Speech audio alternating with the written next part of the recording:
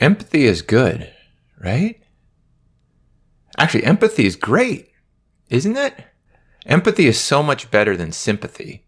Because with sympathy, you feel for someone, not with someone. Feeling with someone is the ultimate good. Why? Well, because empathy is seemingly the great virtue of the 21st century, an aspirational value, the one thing that could solve all the world's problems. If we just had more empathy, if we just felt each other better, we'd all get along. The ability to empathize is something that our education system seeks to ingrain in children, that our corporate world seeks to ingrain in the workforce, that politicians seek to ingrain in their constituents. Possessing empathy is essentially the new golden rule.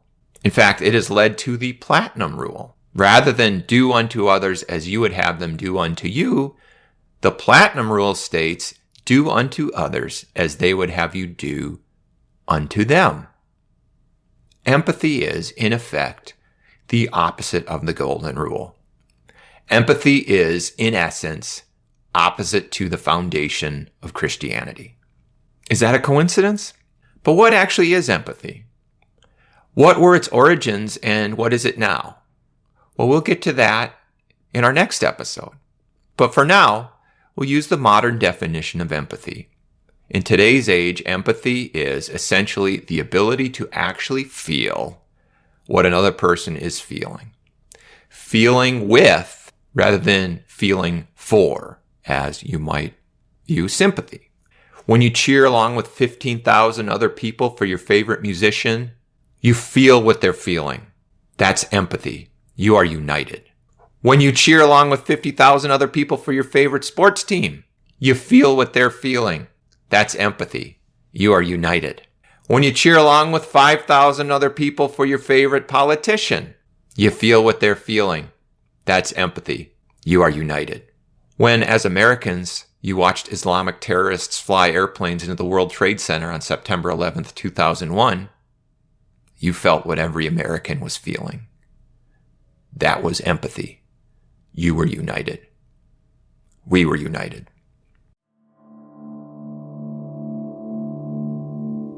What if you were the only person cheering for your sports team in that crowd of 50,000 and everyone else was cheering for the other team?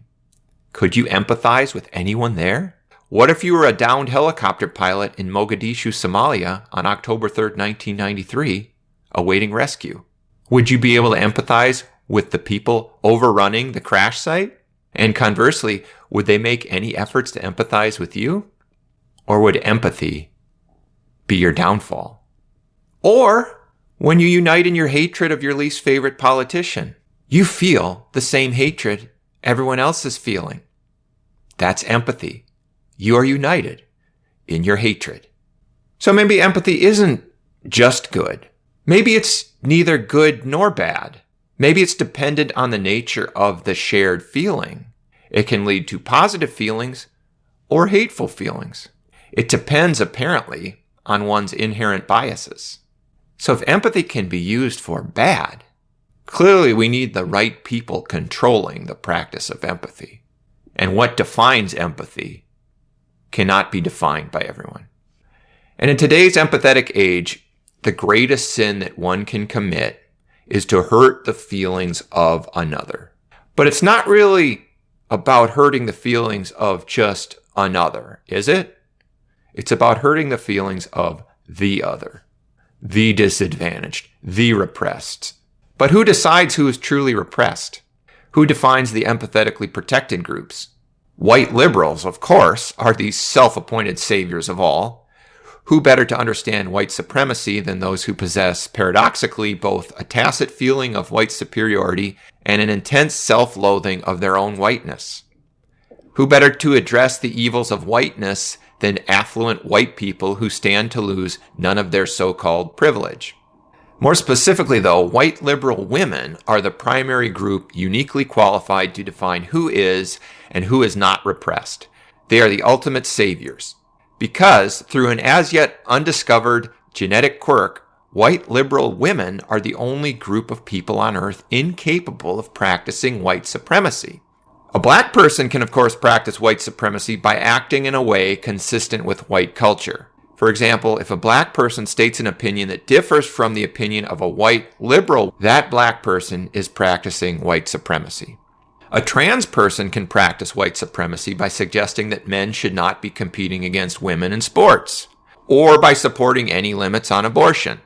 An immigrant can practice white supremacy by flying an American flag rather than the flag of their own, typically repressed and indigent native country. Conversely, a white liberal woman is definitely not practicing white supremacy when she supports purifying the human race through eugenics. Now, the definition of, quote, white liberal woman must, of course, be carefully bracketed.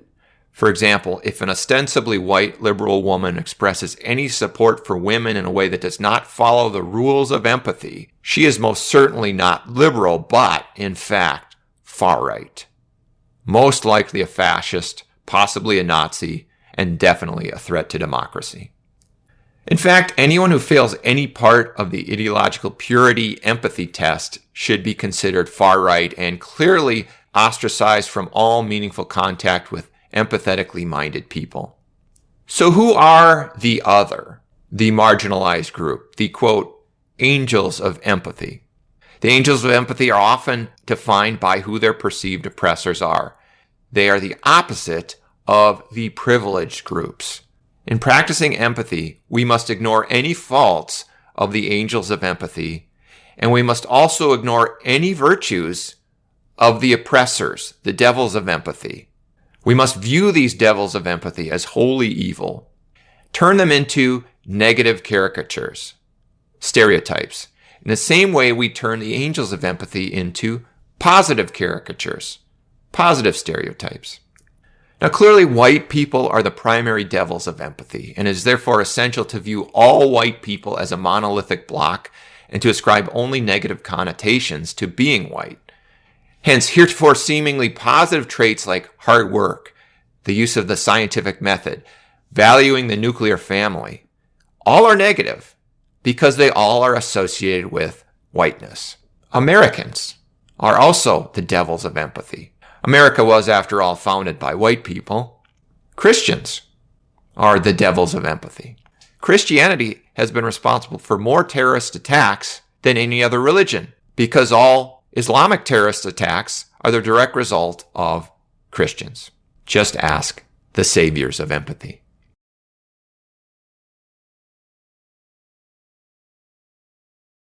Sorry, we'll get through this. This is taking longer than I thought it would. Be patient. We'll get through this. Boy, man. Men, gender binary people, even conservative people of color are considered devils of empathy. In fact, just being human is itself evil. In the name of empathy, population needs to be reduced because whether man-made climate change is a crisis or not, if it is perceived as a crisis by white liberal women, it must be stopped.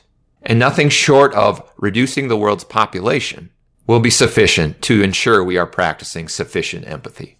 As we said, in order to adequately apply empathy to those in these protected groups, it's essential to believe that they are perfect and to ignore all evidence to the contrary. Now, since being imperfect is an essential trait of humans, the practice of empathy is inherently tied to dehumanizing these people, entire groups of people, entire communities, races, belief systems, again, to view them as caricatures, because that's how white liberal women view people different from them. The angels of empathy must have their feelings protected at all costs so that above all, they continue to be dependent on their saviors. Now, in the name of empathy, one must believe in certain black and white absolutes. For example, that Islam is a religion of peace and Muslims always have pure intentions, even when committing a terrorist act, which happens often, because they're only reacting to the sins of America and thereby white supremacy, and most importantly, it's Christians' fault. Violence committed by transgender people is the fault of anti-trans rhetoric and not a sign of any inherent mental instability in people with gender dysphoria. It's also, of course, the fault of white supremacy. Immigrants coming en masse with no controls is good because, well, the Pilgrims were immigrants.